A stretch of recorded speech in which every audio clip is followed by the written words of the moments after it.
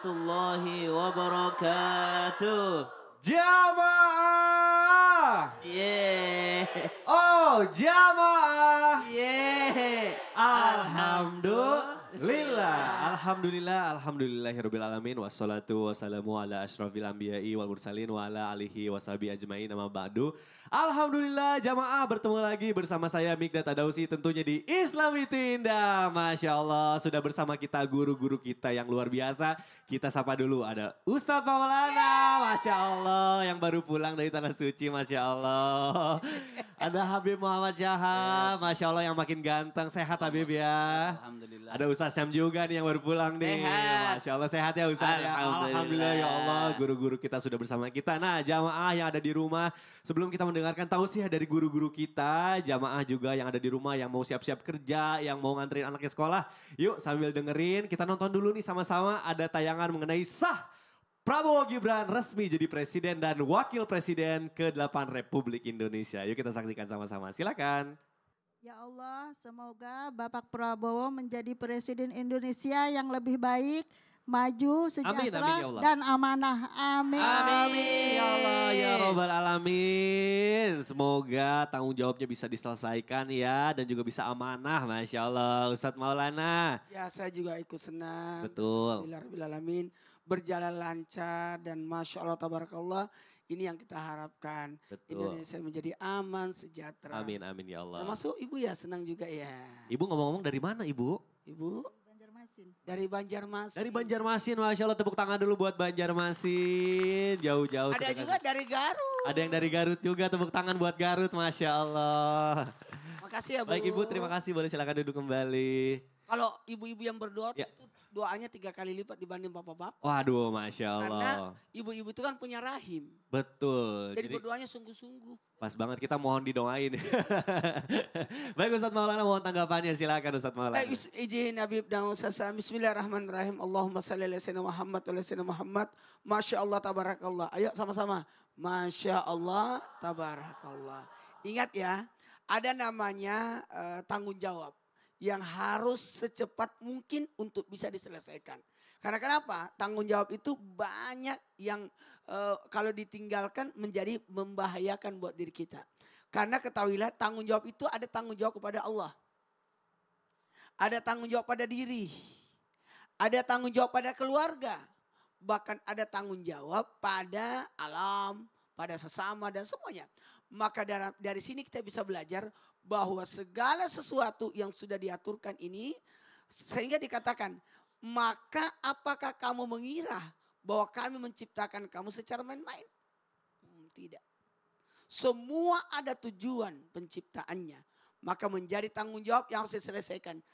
Mikdad, mana Mikdad? Di sebelah sini Bapak, mohon maaf ya udah komedi terus ya.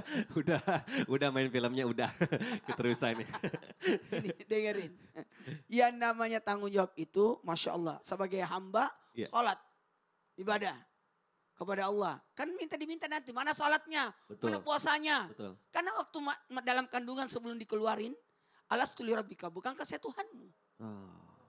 Apakah Baik. baru anak bayi itu berkata, aku mau melaksanakan. Baik. Kalau begitu keluarlah. Tapi kalau anak bayi itu tidak sanggup, maka dia meninggal dalam kandungan atau meninggal ketika dilahirkan atau meninggal sebelum balik. Ya Allah, mudah-mudahan kita diberikan kemudahan untuk bisa mengemban tanggung jawab ya semuanya. Amin amin ya Allah ya Rabbal Alamin. Baik jamaah. Oh jamaah. Alhamdulillah. Nah jamaah kalau ngomongin tentang musibah pasti kita pengennya dijauhkan ya. Pasti kita pengennya hidup yang enak-enak aja, bener gak? Nah tapi namanya kehidupan ya tidak semulus tol Jagorawi. Pasti ada jalan-jalan yang berkerikilnya. Nah tapi katanya ada nih caranya supaya hidup kita itu insya Allah jauh dari musibah. Salah satunya adalah membaca ayat-ayat yang ada di dalam surat Al-Baqarah. Waduh jadi penasaran nih kira-kira ayat apa aja pas banget. Hari ini kita akan membahas tema yang luar biasa. Temanya adalah mau jauh dari musibah. Baca ayat-ayat di surat Al-Baqarah ini. Masya Allah boleh tepuk tangan dulu untuk tema kita hari ini Bu. Luar biasa banget jamaah yang ada di rumah boleh siapin catatannya karena luar biasa banget tema kita hari ini.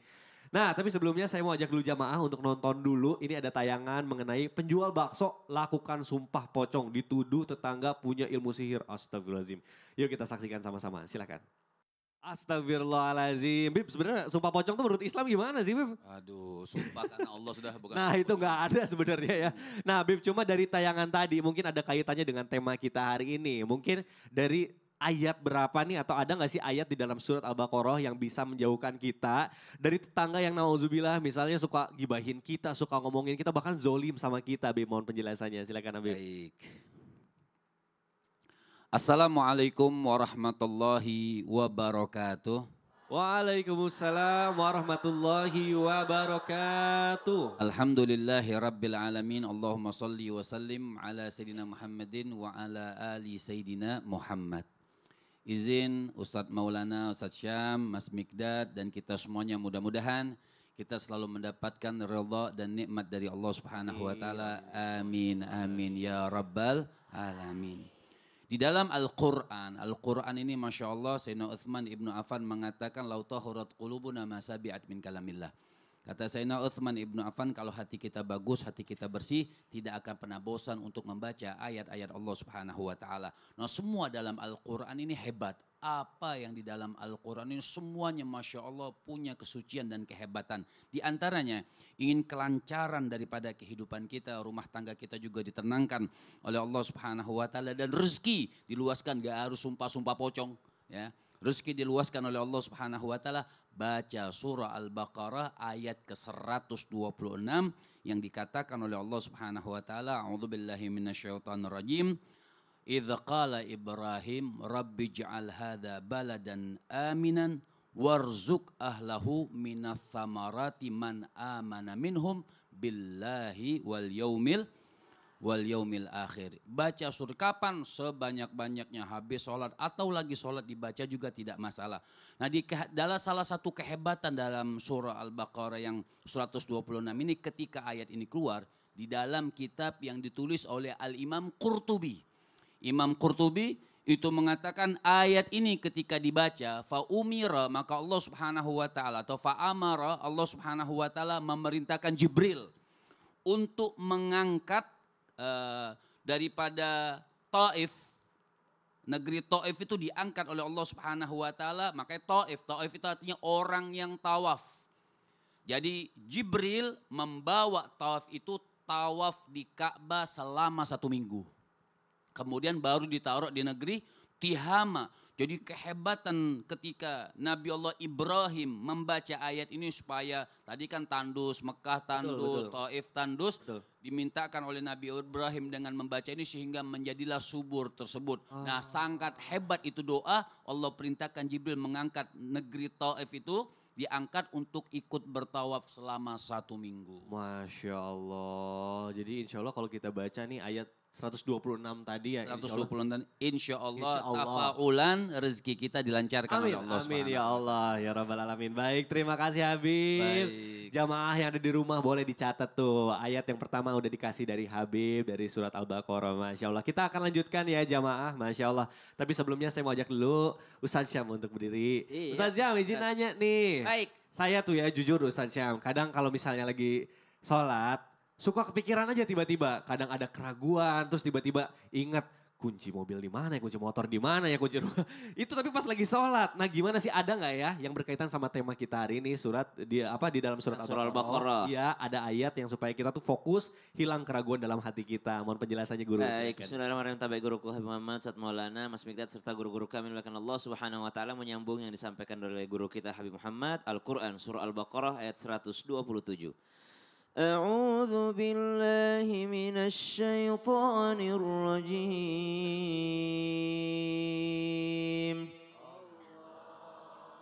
وإذ يرفع إبراهيم القواعد من البيت وإسماعيل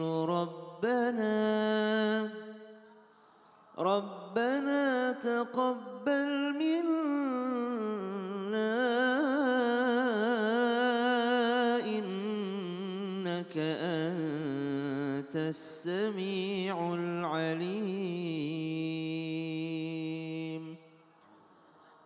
Allah Subhanahu wa taala berfirman di dalam surah Al-Baqarah ayat 127, dan ingatlah kita disuruh mengingat, menceritakan kembali dan menceritakan secara berulang-ulang tentang siapa? Tentang Nabiullah Ibrahim alaihissalam bersama dengan anak solehnya Nabiullah Ismail alaihissalam ketika mereka meninggikan fondasi daripada Baitullah Ka'bah, maka setelahnya mereka pun berdoa, Rabbana taqabbal minna, ya Tuhan kami, terimalah amal dari kami, innaka antas samiul alim. Jadi kalau pertanyaan Mikdad, kadang saya ragu-ragu amal ini diterima atau tidak, dalam sholat diterima atau tidak. Jangan kita, Ibrahim alaihissalam, seorang Khalilur Rahman, kekasihnya Allah, seorang nabi, perintah membangun Ka'bah, perintah langsung dari Allah Subhanahu wa taala. Namun setelahnya dalam riwayat disebutkan, setiap sudut Ka'bah beliau sholat 1000 rakaat. Di rukun Yamani beliau 1000 rakaat, rukun Hajar Aswad beliau sholat 1000 rakaat, rukun Syami beliau sholat 1000 rakaat. 4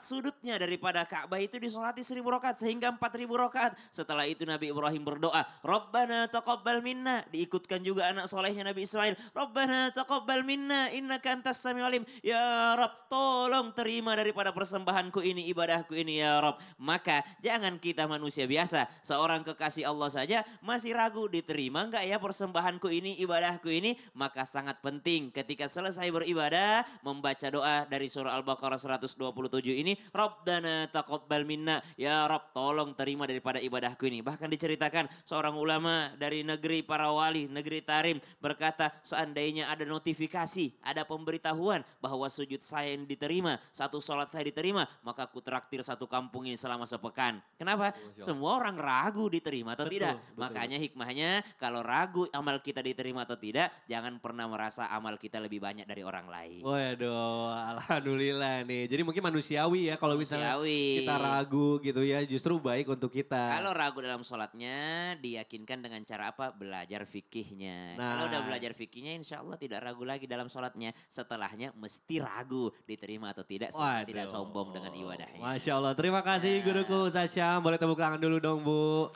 Masya Allah. Nah baik jamaah yang ada di rumah, Masya Allah nih. Ini saking antusiasnya jamaah yang ada di rumah. Ini sudah ada pertanyaan yang masuk ke sosial media Islam itu Indah. Yuk kita bacakan sama-sama. Nih ada Instagram @rasya.yudhistira. Kita bacakan. Assalamualaikum Ustadz. Mau tanya dong Ustadz. Baik. Ngomongin surat Al-Baqarah itu kan panjang banget ya Ustadz. Kalau nggak salah sampai 280-an ayat. Kalau kita hafal full emang bisa benar-benar jauh dari musibah Ustadz. Berarti hafal surat Al-Baqarah aja dong Ustadz, gak usah surat yang lain. Waduh kalau masalah ini mending langsung tanya sama ahlinya Ustadz Maulana. Dengarin baik-baik. Jangan membanding-bandingkan. Itu tuh, semua satu, ayat-ayat tuh, itu banyak. tuh. Buat semuanya, hatamkan Quran. Setuju? Setuju. Baca Quran, pelajari Al-Quran. Karena semuanya syarat dengan makna. Waduh Masya Allah, jadi jangan cuma satu surat Khusus aja. kali ini Ya, episode kita lagi bahas Bahas Al-Baqarah. Al-Baqarah dan manfaatnya Masya Allah. Makanya jamaah jangan kemana-mana, kita akan kembali lagi setelah yang satu ini tetap di Islam itu Indah. Jamaah, oh jamaah, alhamdulillah.